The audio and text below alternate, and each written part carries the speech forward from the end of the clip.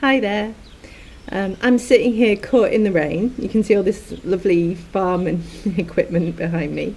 I thought I'd make a quick video. This week in my workshop, I was talking about relationships and how they can change when you introduce a new member to the family. So whether you're having your first child or your second child or your eighth child, having a little baby around is enough to change the dynamic in the family, and you have another little person there, so of course the group is very different. And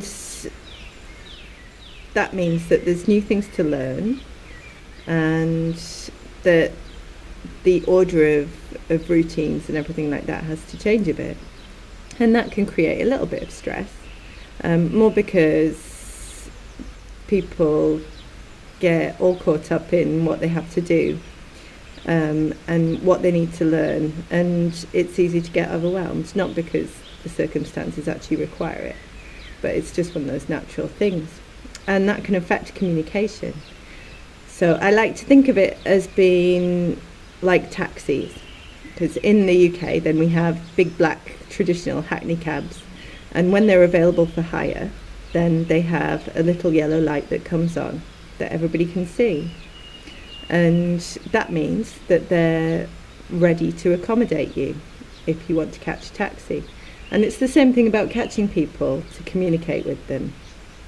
You can really see if their light is on because they have an openness about them, they feel more relaxed, they show signs of being ready to listen to you. You know, if they're all kind of caught up in their phone, or they're thinking really hard about the things that they personally have to do, or if they're upset about something, then their light's just not on. And trying to insinuate yourself into their taxi right then and there, it's not going to go well, because that's not how it works. But if you can see that the light is on, it's a brilliant time to talk. It's a brilliant time to get stuff done. Because when you can hear new things and you can really be open and compassionate and accommodate another person, then you can listen to them. You can really kind of put yourself in their shoes and understand what the changes that are happening mean to them right now. Whereas when your light's not on, it's all about you. You're just thinking about what the changes mean for you, and by extension what anything that's going on for the other person means for you. And you might be telling yourself that you're being terribly altruistic, like, oh, I spend all my time thinking about other people, and I'm always changing nappies and breastfeeding and providing meals to people, or I'm always going out and earning money to support the family, or whatever it is. And it's true, we do so much for other people, but our way of thinking about it can sometimes be a bit self-involved, and I know mine can. I'm not saying it isn't.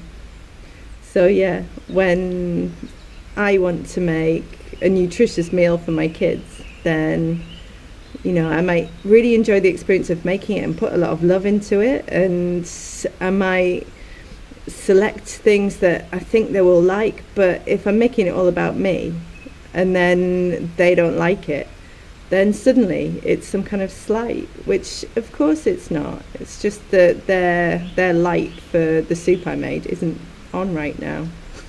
And my light for appreciating that about them isn't on right now, and I'm not being very open. And it's the most natural thing in the world to do. But when you can see if somebody's light's on or not, then it's such a gift, because suddenly, when you're going to have that really great conversation where you both feel heard and you both feel that you can accomplish just about anything. So, for example, this week, me and my husband sat down and talked about our family finances. And because both our lights were on, we had a really good conversation about our relationship with money and where we wanted to go from the place that we are now. But if our lights hadn't been on, then it would have been a different story. we might have felt like blaming each other and getting really into the details of how we spend money, and it just wouldn't have gone very well. And it only takes one person to have their light on to kind of help the other person switch theirs on as well. But equally, if your light's off, then it can be quite hard for somebody not to mirror you. So having the awareness of your own light is also a really useful tool. And there's really nothing more to it. All you need is to notice. There's no 10 tips for better communication. It's just comes down to this distinction. Somebody's ready to talk or they're not. And if they're not, then pushing your agenda is just going to drive them further into their own head. The best thing to do is be open and let them come out on their own. And the more you do that, the more they will. So that's my thinking for today. I hope that you heard some truth in that as well. And I hope you have a lovely weekend and enjoy the weather wherever you are and whatever it is. So take care, and I'll speak soon. Bye.